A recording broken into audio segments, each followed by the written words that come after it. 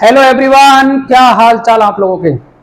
तो आप सभी को आज का खास दिन है। भगवान परशुराम की जयंती की हार्दिक शुभकामनाएं और सभी बढ़िया तरीके से तरक्की करें। नीट का एग्जाम आपका पास है, पढ़ाई आपकी चल रही होगी, ऐसा मेरे द्वारा माना जा रहा है। अब पढ़ आप रहे हो, लेकिन अपन का एक काम जरूर बनता है कि आप जो पेपर में अपन ऐसा कुछ फैक्ट्स आपको लास्ट में बता करके जाएं जहां से क्वेश्चन सीधे सीधे पूछे जा रहे हैं। तो आज का अपना टॉपिक रहेगा केमिकल बॉन्डिंग।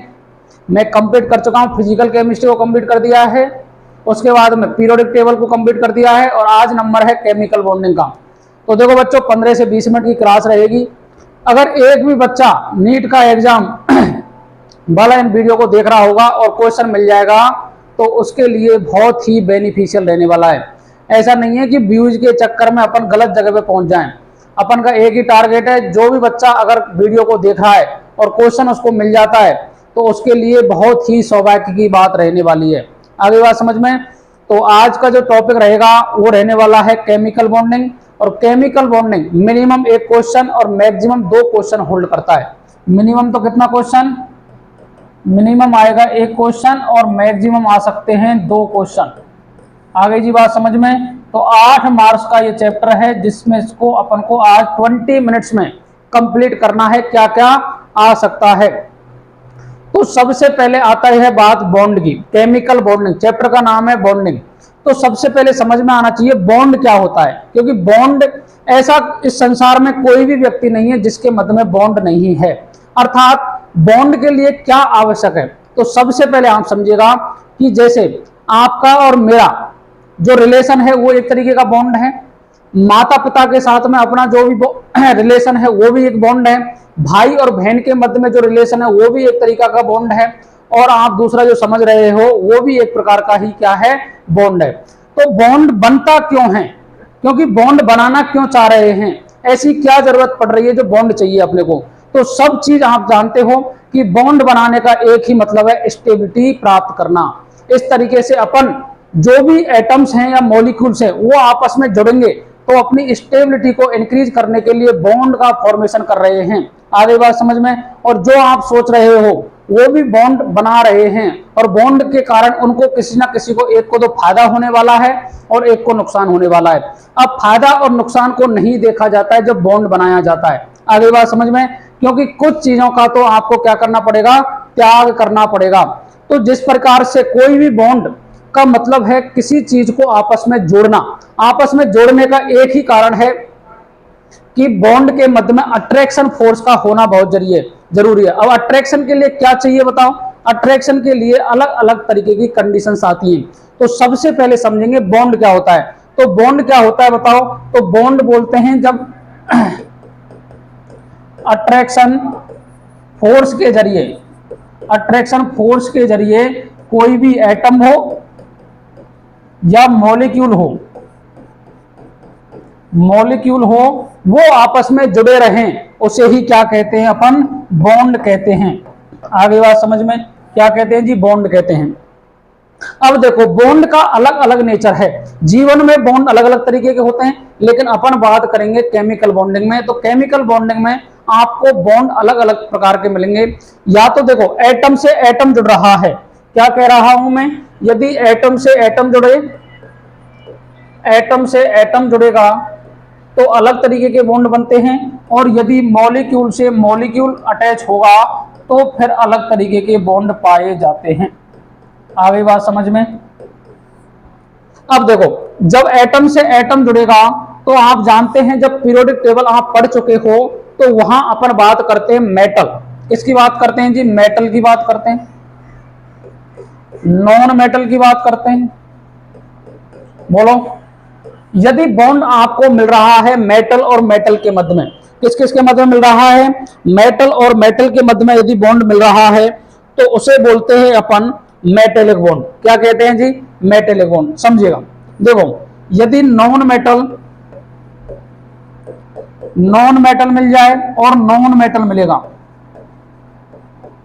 उसके मध्य जो भी बॉन्ड बनेगा उसे अपन कहते हैं कोवेलेंट बॉन्ड। क्या कहते हैं जी, कोवेलेंट बॉन्ड कहते हैं। आगे बात समझ में। इसके बाद में यदि नॉन नॉन मेटल, और यदि मेटल आपस में अटैच हो जाए, मेटल आपस में अटैच होंगे तो बनेगा आयोनिक बॉन्ड। क्या बनेगा जी? Ionic bond. इसके बाद में यदि मेटल और मेटल आपस में जुड़ेंगे तो कौन सा बॉन्ड बनेगा बताओ? मेटेलिक बॉन्ड बनेगा, मेटेलिक बॉन्ड बनने वाला है। आगे बात समझ में। लेकिन अपन को इस चैप्टर में पढ़ना है non metal to non metal. इसके बाद में यदि मॉलिक्यूल से मॉलिक्यूल अटैच हो रहा है तो यदि मैं यहां में एनर्जी की बात करूं तो एनर्जी मैक्सिमम होती है, जबकि यहां एनर्जी की रिक्वायरमेंट मिनिमम होती है। क्या होती है जी? मिनिमम होती है। अब देखो ये कैसे मिलेगा बताओ? यहां मिलता है हाइड्रोजन बॉन्ड, यहां मिलता है आयन आयन बॉन्ड, कोई आपको आयन डाइपोल मिल जाएगा, आयन डाइपोल। इसके बाद में डाइपोल डाइपोल मिल जाएगा, डाइपोल डाइपोल। इसके बाद में आपको मिल जाएगा dipole induce dipole, dipole induce dipole, और उसके बाद में मिल जाएगा लंदन फोर्स, लंदन फोर्स। इस तरीके के फोर्स अपने को देखने को मिलते हैं। लेकिन समझिएगा यदि मेटल और मेटल आपस में बॉन्ड बना रहे हैं तो उसे बोलते हैं कोवेलेंट बॉन्ड।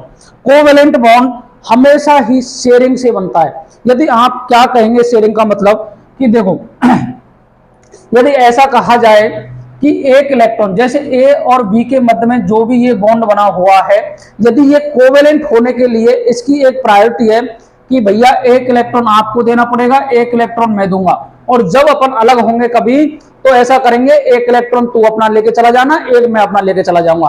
तो उनके मध्य में शेयरिंग से यदि बॉन्ड बन रहा है, किससे बन रहा है? शेयरिंग से यदि बॉन्ड बनेगा तो उसे बोलेंगे केमिकल बॉन्ड। क्या कहेंगे जी? Chemical bond. आगे बात समझ में। लेकिन यहां से क्वेश्चन आपको नहीं पूछा जाता है। क्वेश्चन कहां से पूछा जाता है बताओ? तो अब बात करेंगे जहां से क्वेश्चन पूछे जाते हैं। सबसे पहले समझिएगा कि जितने भी बॉन्ड हैं, बॉन्ड के लिए अपन अलग अलग थ्योरीज की बात करते हैं। जैसे बीवीटी की बात करेंगे, एमओटी की बात करेंगे, और इसमें अपन बात और करते हैं, ये बीवीटी का ही पार्ट है, हाइब्रिडाइजेशन। Hybridisation, hybridisation. तो देखो यहां से क्वेश्चन एमओटी से मिल सकता है आपको और हाइब्रिडाइजेशन से मिल सकता है। उससे पहले अपन को समझना है कि जो भी बॉन्ड अपन के बन रहे हैं उसमें कौन पार्टिसिपेट करता है। तो पार्टिसिपेट करने के लिए जो भी एटम आपके पास में आएगा उसके लिए अपन को चाहिए ऑर्बिटल। क्या कहेंगे जी? ऑर्बिटल चाहिए। तो ऑर्बिटल को समझने से पहले आपको समझनी पड़ेगी ओवरलैपिंग। ओवरलैपिंग, ओवरलैपिंग क्या होती है? तो ओवरलैपिंग बोलते हैं इंटरमिक्सिंग ऑफ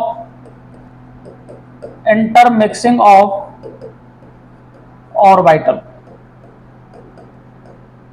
ऑर्बिटल अगर आपस में ऑर्बिटल आपस में आकर के मिलेंगे तो उसे बोलेंगे ओवरलैपिंग। अब ओवरलैपिंग का मतलब है अलग अलग तरीके से मिल सकते हैं। जैसे मैं किसी व्यक्ति से मिलने वाला हूं तो मैं अलग तरीके से मिल सकता हूं, कोई दूसरा व्यक्ति उससे मिलेगा तो वो अलग तरीके से मिल सकता है। यदि कोई आप किसी नेता से मिल रहे हो तो उसी प्रकार से मिलना पड़ेगा, यदि आप कोई टीचर से मिल रहे हो तो उसी प्रकार से मिलना पड़ेगा, यदि आप किसी भी गुरु टाइप में किसी से मिल रहे हो तो आपको अलग टाइप से मिलना पड़ेगा, और तीसरा जो आप समझ रहे हो उससे मिलोगे तो फिर भी अलग टाइप से मिलना पड़ता है। आगे बात समझ में। तो उसके लिए अपन की जो ओवरलैपिंग होती है ये दो प्रकार की पढ़ने को अपने को देखनी है। सबसे पहले होती है axial overlapping, axial overlapping, axial overlapping, और दूसरी होती है कोलेटरल, कोलेटरल ओवरलैपिंग। क्या होती है जी? Collateral overlapping.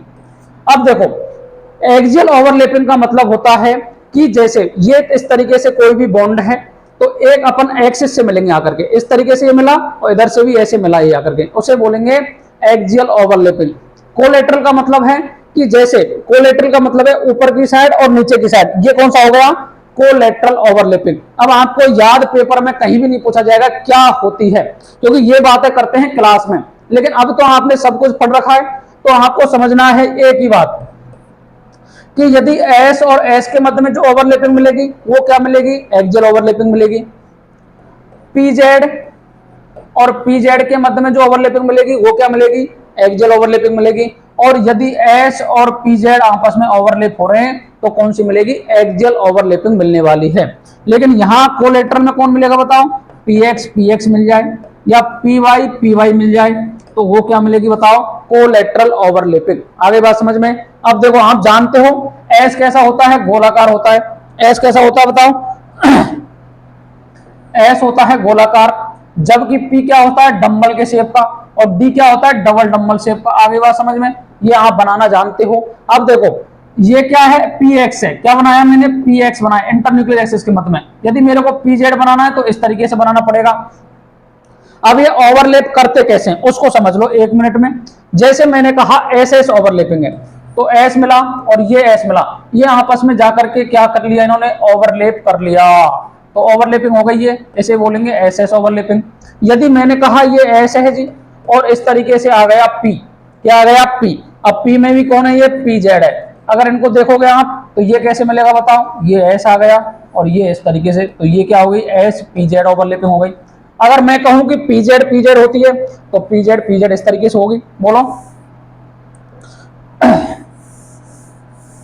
मैंने कहा कि पीजेड आ गया प्लस पीजेड आ गया, आपस में मिले ये किस तरीके से मिलेंगे बताओ, इस तरीके से, तो ये क्या हो गया बताओ, पीजेड आ गई। अब आपको बोल दे पेपर में, क्या बोले जी, पेपर में कह दे कि इस तरीके से तो एस ऑर्बिटल दे रखा है आपको, और आपको दे दिया ये पी एक्स, तो क्या ओवरलैपिंग होगी क्या, तो आपका आंसर आ जाएगा नहीं जी, ओवरलैपिंग इसमें नहीं पाई जाती है। आगे बात समझ में। यदि इसकी जगह उसने बोल दिया पी बाई दे दिया तो ओवरलैपिंग होगी क्या, बिल्कुल नहीं होगी जी। अगर आपको बोल दे कि ये पी एक्स है जी, ये क्या है, पी एक्स है, और यहां आकर के भी क्या मिल रहा है, पी एक्स ही मिल रहा है, बोलो, तो अगर ये ओवरलैपिंग होगी तो ये इस तरीके से हो जाएगी ओवरलैपिंग, बताओ इस तरीके से। इसे बोले कोलेटरल, क्या बोलते हैं इसको जी, कोलेटरल ओवरलैपिंग। आगे बात समझ में। कोलेटरल ओवरलैपिंग कब होती है बताओ, जब पाई बॉन्ड का फॉर्मेशन होता है तब कोलेटरल ओवरलैपिंग होती है, जबकि यदि सिग्मा बॉन्ड का फॉर्मेशन होता है तो एक्सियल ओवरलैपिंग होती है। अर्थात सिग्मा बॉन्ड जहां आपको दिख रहा है वहां एक्सियल ओवरलैपिंग है, और जहां डबल बॉन्ड दिख रहा है वहां क्या है, कोलेटरल ओवरलैपिंग है। आगे बात समझ में। नेक्स्ट बात करते हैं हाइब्रिडाइजेशन की, जहां से क्वेश्चन पूछे जाते हैं। हाइब्रिडाइजेशन, हाइब्रिडाइजेशन को बोलते हैं संकरण। क्या कहा जाता है जी, संकरण कहा जाता है। संकरण क्या कहा जाता है बताओ, यदि सेम एनर्जी के और डिफरेंट ऑर्बिटल आपस में इंटरमिक्स होते हैं तो न्यू ऑर्बिटल का फॉर्मेशन करते हैं, जिन्हें हाइब्रिड ऑर्बिटल बोलते हैं। और हाइब्रिड ऑर्बिटल जब पूरा फिनोमेना होता है उसे ही बोलते हैं हाइब्रिडाइजेशन। क्या कहा जाता है जी, हाइब्रिडाइजेशन। अब इसके लिए निकालना पड़ता है अपने को एन, एन को बोलते हैं स्टेरिक नंबर। क्या बोलते हैं जी, स्टेरिक नंबर। अब देखो एन बराबर होता है 1/2 number of balance electron of central atom plus monovalent atom which attach central atom plus minus charge. Plus minus क्या होता है, चार्ज होता है। यहां से आप एन निकाल लोगे। बताओ यदि आपको बोले कि देखो सर एफ दे रखा हो, Cl दे रखा हो, Br दे रखा हो, CH3 दे रखा हो, ये सारे क्या है, मोनोवेलेंट है। क्या है जी, मोनोवेलेंट है। इनको आप ऐड करोगे। यदि आपको दे दे double bond O, double bond S, और तो इनको आप ऐड नहीं करोगे, डबल बॉन्ड को अपन काउंट नहीं करेंगे। आपको दे दे ट्रिपल बॉन्ड N, तो इसको भी आप क्या नहीं करोगे, काउंट नहीं करोगे। ओनली किसको करना है, मोनोवेलेंट को ही आप काउंट करोगे। जैसे मैं बात करूं एग्जांपल की, बोलो देखो यदि आपको वैल्यू आ जाए n बराबर 2, n बराबर 1 कभी भी नहीं आने वाला है, ये n बराबर 2 आएगा तो हाइब्रिडाइजेशन होगा sp। यदि n बराबर 3 आएगा तो हाइब्रिडाइजेशन होगा sp3। यदि n बराबर 4 आएगा तो हाइब्रिडाइजेशन होगा sp2। ये sp2 होगा, ये sp3 हो जाएगा। बोलो n बराबर 5 आ जाएगा तो हाइब्रिडाइजेशन हो जाएगा sp3d। अब कोई ऐसा सोच रहा है कि sp4 हो जाएगा, तो इस टाइम पर ये सोचना बिल्कुल गलत है, ठीक है। इसके बाद में n बराबर 6 sp3d2, N बराबर 7 sp3d3। आगे बात समझ में। पी ब्लॉक में यही काम आते हैं, लेकिन आप समझोगे तो ये dsp3 भी होता है, बोलो, ये d2sp3 भी होता है और ये d3sp3 भी होता है। लेकिन ये बात करते हैं कोऑर्डिनेशन केमिस्ट्री में। किस में करते हैं? कोऑर्डिनेशन केमिस्ट्री में इसकी बात अपन करते हैं। यहां आपको मैक्सिमम यही केस मिलने वाले हैं। यदि आपको बोल दे सर कि आपको दे रखा है sp हाइब्रिडेशन, क्या दे रखा है जी? sp, तो शेप होगी लीनियर, क्या होगी जी? लीनियर। यदि sp2 है तो ट्राइगोनल प्लेनर होगी, बोलो। यदि आपको sp3 दे रखा है तो टेट्राहेड्रल होगी, टेट्राहेड्रल। यदि आपको sp3d दे रखा है तो आपको यहां देखो कौन सी मिलने वाली, बताओ? TBP, ट्राइगोनल बाई पायरामिडल मिलने वाली है, बताओ। यदि आपको sp3d2 दे रखा है तो ऑक्टाहेड्रल मिलेगी, ऑक्टाहेड्रल। और यदि आपको दे रखी है n7 तो ये आ जाएगी pvp, पेंटागनल बाई पायरामिडल। ये आपको शेप मिलने वाली है। ये पहचानना आना चाहिए आपको। कुछ के बॉन्ड एंगल याद होनी चाहिए। इसका होता है 180 डिग्री, ये होता है 120 डिग्री, ये होता है टेट्राहेड्रल 109 डिग्री 28 मिनट्स। वाटर और NH3 के केस में थोड़ा कम हो जाता है ये। आगे बात समझ में। जैसे आपको NH3 का पूछे बॉन्ड एंगल तो 107 डिग्री के करीब होता है। यदि H2O का पूछ ले बच्चों तो 104 डिग्री के करीब होता है। और CH4 का पूछ ले तो ये परफेक्ट टेट्राहेड्रल होता है। आगे बात समझ में। TBP में 180 और आपको 70 के करीब मिलते हैं या 60 के करीब मिलते हैं। यदि ऑक्टाहेड्रल की बात करूं तो सभी 60 के करीब मिलेंगे आपको। और पेंटागोनल में थोड़े कम मिलते हैं, कुछ तो 180 में मिलते हैं, कुछ उससे कम मिलते हैं। अलग अलग टाइप के बॉन्ड मिलते हैं। लेकिन ये बॉन्ड यहाँ तक आपके पूछता ही नहीं है।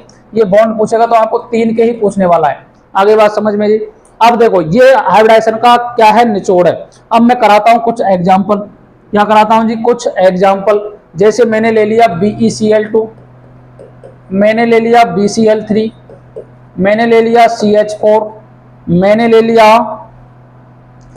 PCl5, मैंने ले लिया SF6 और मैंने ले लिया SF7। ये सारे एग्जाम्पल हैं जो हाइब्रिडाइजेशन को आपको क्लियर करने वाले हैं। तो देखो बच्चों कुछ बातें और बता देता हूं मैं आपको। यदि मैं बात करूं ग्रुप की, किसकी बात करूं? ग्रुप की। ग्रुप सेकंड में 2 इलेक्ट्रॉन काउंट करोगे। ग्रुप 13, अब देखो 13 डी ब्लॉक के एलिमेंट्स को मैं यहां कवर नहीं कर रहा हूं तो समझेंगे। ग्रुप 13 में 3 ऐड करोगे, 3 मानोगे सेंट्रल एटम के बैलेंस इलेक्ट्रॉन। 14 में 4 मानोगे जी, 15 में 5 मानोगे, 16 में 6 मानोगे, 17 में 7 मानोगे और 18 में क्या मानोगे? 8 मानोगे। आगे बात समझ में। ऐसी एक्सिप्स वगैरह के एग्जाम्पल कुछ इसमें दे रखे हैं। आगे बात समझ में, बोलो जी। अब देखो BeCl2 दे रखा है तो BeCl2 बताओ तो 1/2 प्लस 2, 1/2 इंटू 2 प्लस आपको देखो मोनोवेलेंट कितने दे रखे हैं? Cl2 क्या है? मोनोवेलेंट है जी, तो 2 प्लस माइनस कोई 4 दे रखा है नहीं तो 0 लगा दे बटे 2, तो 4/2, 4/2 ने आने पर क्या आ गया? 2 आ गया। तो हाइब्रिडेशन क्या हो गया? sp हो गया। आगे बात समझे। BCl3 बात करूं तो देखो 3 प्लस 3 डिवाइड बाई 2 तो 6/2 का मतलब 3 आ गया, तो sp2 आ गया ये। आगे बात समझे। CH4 की बात करूं तो 4 प्लस 4 डिवाइड बाई 2 तो ये आ गया 4, तो ये आ गया sp3। यदि मैं बात करूं PCl5 की तो PCl5 का तो बताओ नाइट्रोजन फैमिली से तो 5 प्लस 5 10/2 करोगे तो 5 आ रहा है, sp3d आ गया जी। यदि मैं बात करूं SF6 की तो 6 प्लस 6 ये 12/2 तो ये भी 6 आ रहा है, तो ये आ गया sp3d2। आगे बात समझ में। SF7 6 प्लस 7/2 देखो SF7 7 और 6 13, S की जगह आएगा IF7। क्या आएगा जी? IF7। तो 7 और 7 14, 14/2 मतलब 7, तो ये आ गया sp3d3। ये हाइब्रिडेशन आगे निकालना। इस तरीके से हाइब्रिडेशन आपने कम से कम 2-3 क्लासों में सीखे होंगे। ये जनरल एक आइडिया है जो आपको याद होना चाहिए। अब मैं बात करता हूं जहां से क्वेश्चन पूछे जाते हैं। आपको एग्जाम्पल दे देगा जी, याद कर लेना। लोन पेयर रिपल्सन ज्यादा होता है लोन पेयर बॉन्ड पेयर से, और बॉन्ड पेयर का। जब मैं क्लास में बात करता हूं तो समझाता हूं बच्चों, जो बिल्कुल खाली पड़ा है घर में वो लड़ने के चांस ज्यादा रहेंगे।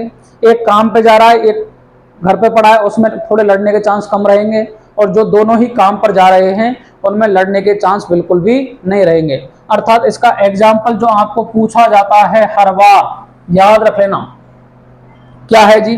आपको दे दिया CH4, आपको दे दिया NH3 और आपको दे दिया वाटर मॉलिक्यूल।